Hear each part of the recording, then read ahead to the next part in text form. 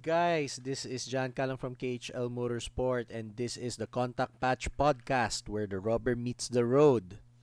Motoring, motorsports, and car culture content as usual for episode 4. Hyundai having their grand launch this week, launching 5 new vehicles in the Philippine market. First of all, the very first thing that we have to note is that Hyundai is relaunching and rebooting itself in the Philippine market. I have gone through 3 distributors of Hyundai vehicles. The first vehicle we had as a family, first Hyundai, was our Hyundai Elantra, and we purchased that through a dealer called Anflo Cars, which was a dealer under Ital Cars Pilipinas. After some time, they lost the distributorship and it was grabbed by Hyundai Asia Resources Inc. I think they had it since the early 2000s. They made Hyundai grow into the top 3 selling company in the Philippines overall. So they were just third to Toyota and, if I'm not mistaken, Mitsubishi. They were able to do that in, I think, a few years before the pandemic, about 2018, 2019. They were very, very strong in their sales. However, there was a direction from what I've heard and read from the various motoring publications online, is that there was a new direction with the principal, that the principal decided to handle the distributorship locally by itself. I quote the Business World article dated June 6, 2022 by Cap Maceda Aguila, A New Day for Hyundai. At one point, Hyundai was the third most popular brand in the Philippines by sales volume, until a precipitous fall from grace overtly caused by a number of problems, including an acute lack of model units. According to the article, there allegedly was a dealer principal who has ruled that even newly launched models were not supported with inventory. And the previous distributor for Hyundai also brought in a second brand called Chang'an. I've been hearing rumors of the detachment of the previous distributor to the Hyundai brand for probably close to 1.5 years. I've been hearing rumors already. Whether it is poor sales performance by Harry, or it was just a decision by top management of Hyundai to decide to manage directly the Philippine market, I really don't know. That's why, again, I quote another article by Business Mirror. Hyundai Motor Philippines ushers in new era, brings exciting new vehicles. So the new distributor is called Hyundai Motor Philippines, or HMPH. It has launched a set of new and refreshed vehicles coinciding with the company's relaunch. I'm telling you guys, this is the third relaunch of this brand, to my knowledge. Maybe there's a fourth one before that, but I don't know. The previous distributor also is still managing their commercial lineup of Hyundai vehicles. So they haven't completely detached from the Hyundai distributorship. It's just that probably the principal decided to just make them manage the trucks and other commercial vehicles that Hyundai sells. But for the passenger cars, it is a new distributor, Hyundai Motor Philippines. Okay, the new president for Hyundai Motor Philippines, it's Lee Dong-wook, and he will lend his expertise to help the company's vision become reality. First order business is to bring in a diverse set of vehicles that will cater to the needs and wants of every segment in the market, including those who want to get their hands on electric vehicles down the line. They are currently expanding dealership network. Unfortunately, due to the pandemic and other things like supply issues, I know of at least 2 guys near us, 2 dealers who have closed their dealerships of Hyundai. So I really don't know what the hell happened there, but it was when there is a change of guard, there's always tumult. That's for sure. The lineup includes cars like the Hyundai Creta, the new Staria, which is the replacement for the Starex, and also they're bringing in new versions of the Tucson and Santa Fe. And supposedly they're going to bring in also the Ioniq 5, if I'm not mistaken. And later also they're gonna bring in their big Palisade SUV. The new president, Mr. Lee, quotes, "Now we are starting to introduce these models. We will ensure that the brand is accessible to all our customers." They're also launching a new customer portal called Hyundai Live in September. It will serve as a two-way communication with Hyundai customers using the website of Hyundai Live as an online showroom. They will also be improving their after-sale service, and they will be also expanding their dealer network. One concern that enthusiasts like me have in the top of our minds is, since Hyundai also has a global push to be a more enthusiast driven brand, will Hyundai be bringing in their N variants? So it was the team from autoindustria.com who has answered that question. According to Wook, they want to have N in the Philippine market, but they will not be considering the N models with internal combustion engines. Insert a sad trombone sound right here, right now. Well, instead, Wook will probably consider the electric N models for the Philippines in the future. So it's very clear that Hyundai Philippines is pivoting towards the future motoring with a pivot to electric vehicles. Again, they have the Ioniq 5, and apparently they're developing an N version of the Ioniq 5 called the Ioniq 5N, whatever that is. Gasoline engines are really being visualized by a lot of the car manufacturers at almost at the end of its life in the marketplace, and the advent of electric vehicles is near, and it will be a push by the whole marketplace. And unfortunately, the internal combustion engine is gonna say goodbye, going the way of the dodo. And apparently, Hyundai Philippines is also joining that trust alongside all the other car manufacturers.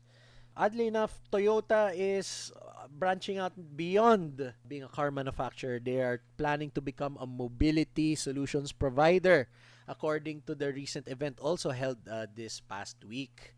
That they're looking at ride sharing, they're looking at expanding their leasing business, and all sorts of things to go beyond car manufacturing to be a service provider instead of a car manufacturer. But they are still number one in the Philippines. They still manufacture the most cars in the Philippines.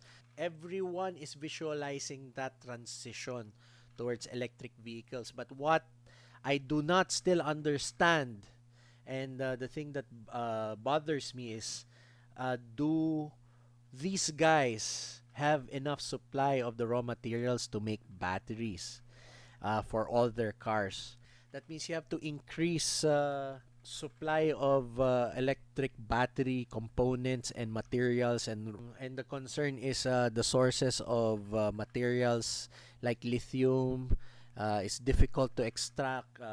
Materials like cobalt is sourced from countries that have a poor human rights record, and so many other supply chain issues that really worry.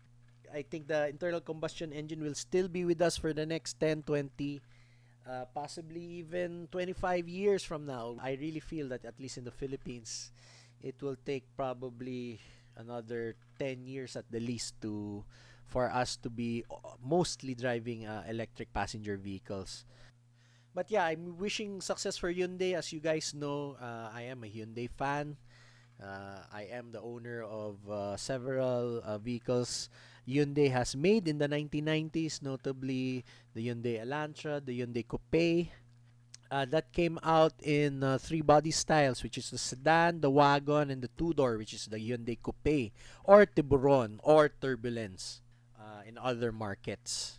I have the sedan, I have the wagon, I have the two-door coupe. So it's like a McDonald's Happy Meal. I've completed the set.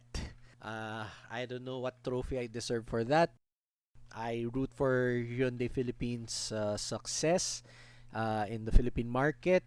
I just note that they are having a SUV and MPV centric lineup. I don't know what's gonna happen. Are they gonna release the Accent again? Are they gonna be releasing the Elantra? Regardless of their merchandising decisions, I think Hyundai Motor Philippines knows what they're doing, and hopefully their previous sales luster will come back, and that Hyundai in the Philippine market will have a resurgence. So hats off to the new Hyundai distributor, and wishing for your success moving forward.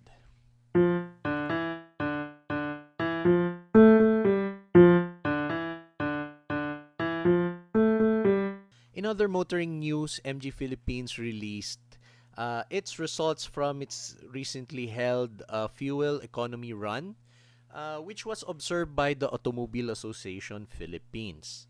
I will be quoting from an article written by Inigo Roses in Manila Bulletin Drive, entitled MG Vehicles Post Impressive Fuel Efficiency at AAP Fuel Eco Run. MG Philippines continues to deliver on its brand promise. Expect extraordinary, with the recent release of impressive fuel economy figures on MG cars and SUVs, as officially approved and recorded by the Automobile Association of the Philippines. This AAP Fuel Eco Run validates yet another winning asset of MG cars and SUVs that makes them even more desirable for the discerning customer. MG Philippines fielded 4 vehicles during this AAP sanctioned fuel eco run.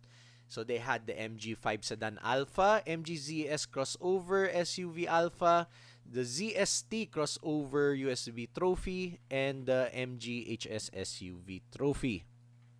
As you guys know, I do drive an MG ZS every day. So to validate the outstanding fuel consumption of my MGZS style variant is something that is quite interesting for me, especially to do it under the auspices of the AAP.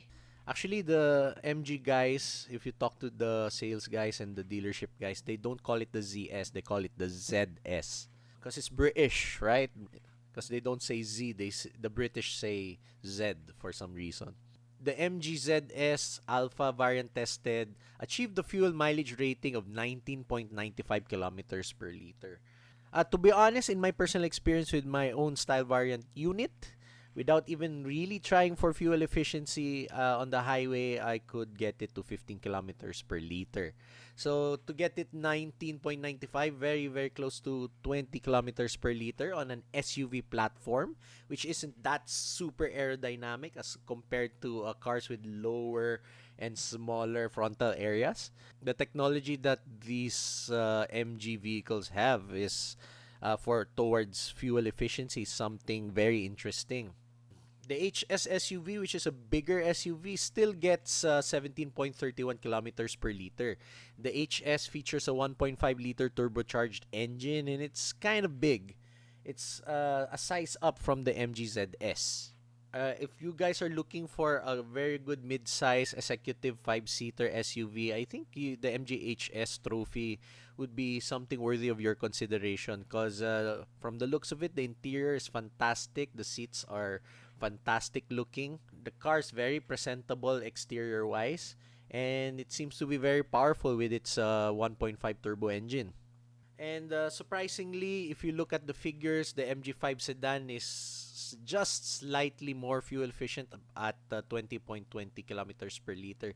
That reiterates the value for money proposition that the MGZS has.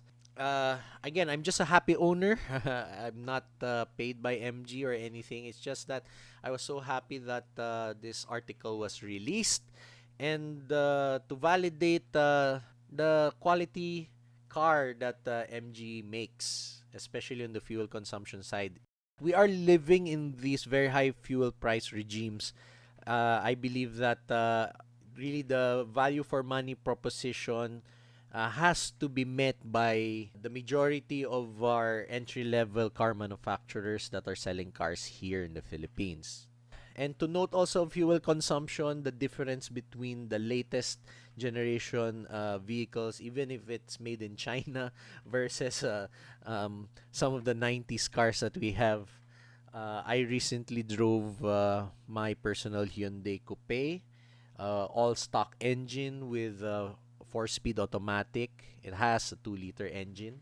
The commute that takes me 500 pesos to go back and forth, 500 pesos is not enough with the coupe. It's very clear that the MG is probably at least 50 to 75% more fuel efficient, considering it weighs a little bit more perhaps, and having a smaller engine, and also having a 4-speed automatic. That's about maybe 25 years difference in technology and refinement.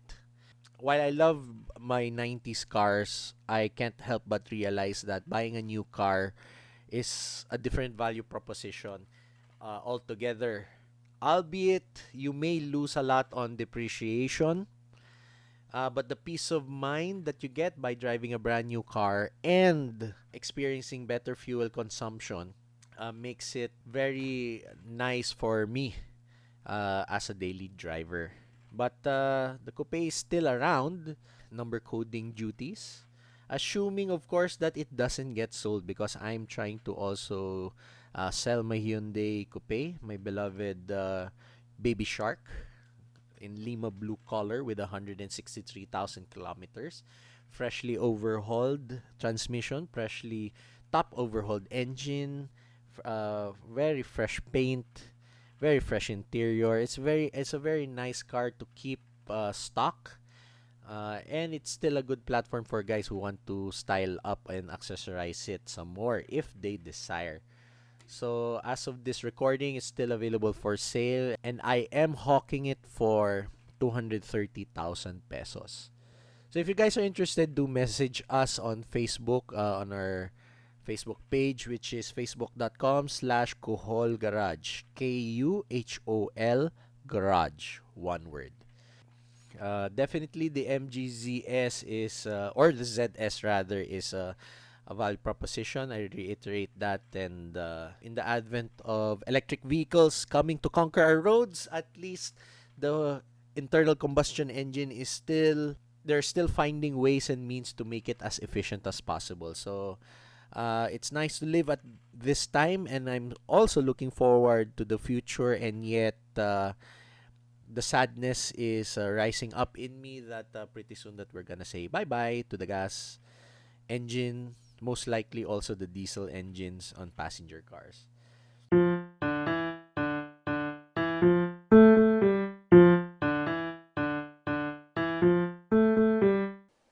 Uh, this section of the podcast, it has taken me probably 6 times to record it. I've been wanting to discuss motorsport news and stuff like that, but I think for this episode, I'm gonna keep it on the down low. I'm not gonna discuss motorsports for this one. Maybe next time. Because when for whatever reason, when I discuss motorsport, it has gone to areas that I really don't want to discuss as of this moment. Because let me just say that there are people who know about what I currently feel, and let's just say in Tagalog, meron akong konting tampo. But for now, I'm not gonna talk about it.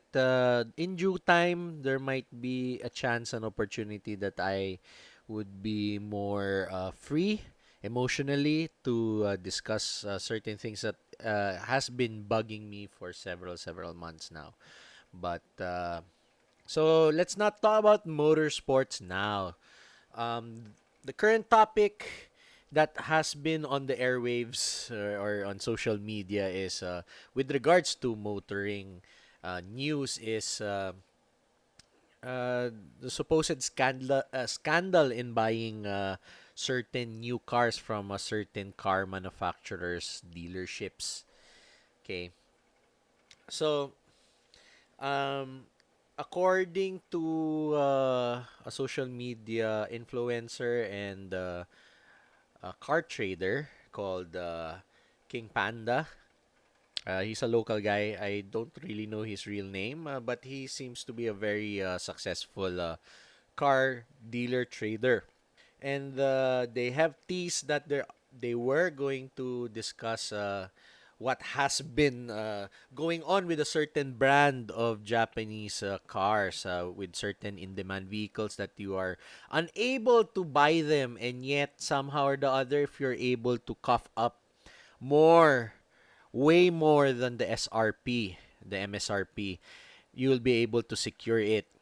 I'm not gonna discuss more about what he has said. I really highly suggest. I'll just probably just send the link for you guys, and I suggest you watch the actual podcast of the Tres Bandidos, which features King Panda and I think Ira Panganiban, who's a motoring journalist, and one guy I'm sorry I forgot your name.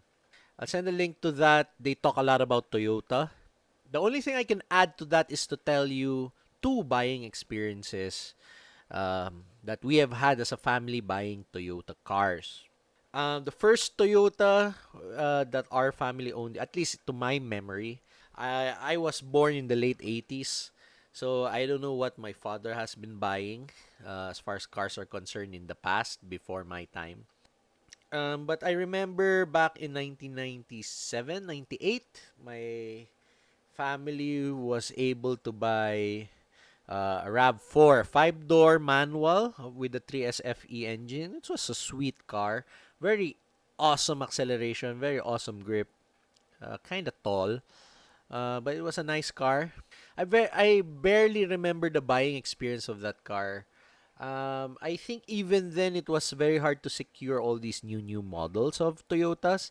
But at that time, my dad had a very good relationship with a certain bank, and that certain bank owned certain dealerships. And those certain dealerships, we were able to secure a supply on MSRP, no problem. So I never thought much about it. But I remember my dad saying, "Oh, it's so hard to get this model, but thankfully I know the manager who recommended me to Toyota XYZ." And since Toyota XYZ was owned by our bank that we were dealing with, it was easy to get, no problem, choice of colors, whatnot.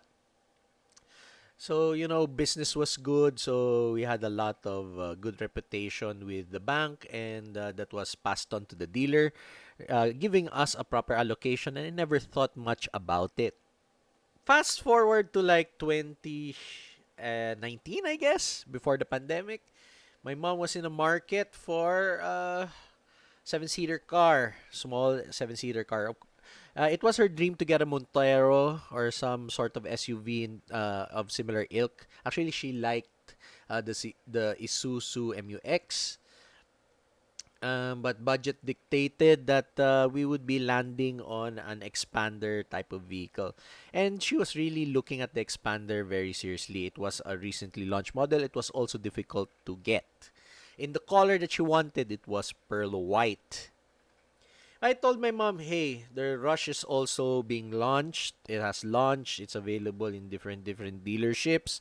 Let's take a look at the Rush before you jump on the expander bandwagon. So we went to Toyota YZX near us. We went to the salesman. The salesman says, "Oh, it's actually very limited, the stocks of the Toyota Rush. We are prioritizing in-house financing.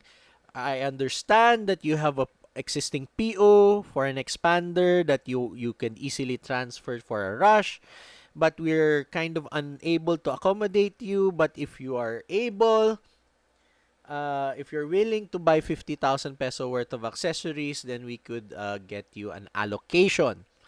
So this is the same modus operandi that has been discussed by King Panda in the podcast. So in our little experience, we can corroborate some of the MOs of these dealerships that they have talked about. That podcast, the Tres Bandidos podcast discuss is something that it's worthy of listening, and it bodes all of us a lesson. that if we want to keep up with the Joneses and grab the latest car, the limited edition car, and we have to practically bribe whoever it is in order to get the car. The question there is it really worth it? Where you can get a similar driving experience or even a even better driving experience with other cars from other brands. The problem that I see with the world today, with the society today, is that we are very brand conscious. Supposedly, we're value conscious, but we are really looking at impressing the Joneses, so to speak. And I think as a society, we have to really go away from, in Tagalog, pakitang tao, and let's be open-minded. I've been telling everybody to be open-minded, to accept new things, new knowledge, new adventures, new stories, and new experiences and new brands. Toyota is not only brand there. I mean, Toyota makes good cars. I was very impressed with working on their on an example of their 90s cars, their Corolla. They're pretty good products. And of course, the fervor of the people, the craziness of people to prefer Toyotas ensures parts availability, parts support, aftermarket support, performance, parts availability, knowledge on repairing the car, knowledge in fixing up and souping up and competing with the platform. That that knowledge is extant in the Philippines, so that's pretty good. There's nothing I take against the success of Toyota, but it does breed this uncertainty and rent seeking that unscrupulous dealer principal, supposedly, allegedly, sales agents allegedly are practicing because they know that there's a pent up demand. You know, one thing that I'm really a fan of their current lineup is the GR Yaris. But unfortunately, they're making too few of it. And you can't even waitlist. They have stopped even accepting waitlists for the GR Yaris. And most probably, if you really have the cash and you're really desperate to get an allocation, a brand new allocation, maybe there will be units. Maybe you can talk to somebody. Maybe you can bribe somebody, I don't know. On a superficial inquiry on getting an allocation, I was told that it is 4 to 5 years out before you can get a supply. So that's like insane.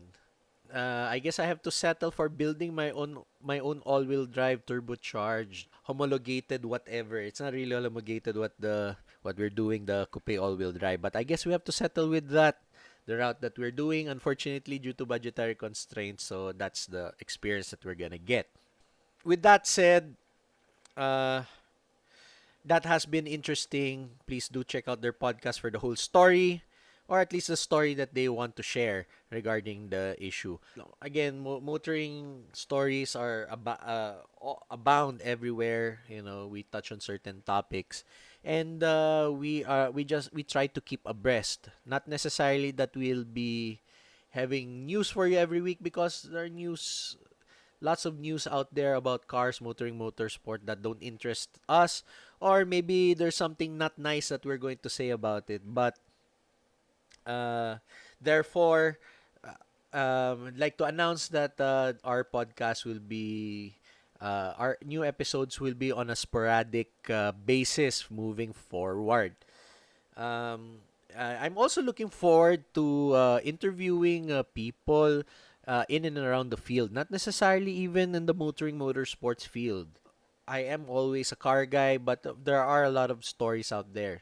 But of course, if you are interested to be featured on the podcast, especially if you are in the field of cars, motorcycles, motorsports, motoring, um, feel free to contact us on our Facebook page, KHL Motorsport Kohol Garage, for more information, so we can schedule you guys for a time where we could record our conversation. If you are also a fan of cars, motorsports, our channel, we'd like to also talk to you. Why not? Because from all walks of life, there are lots of stories to share. If you're willing to share, do also let us know. And of course, sporadically when there's new news topics, we'll definitely talk about it in this podcast.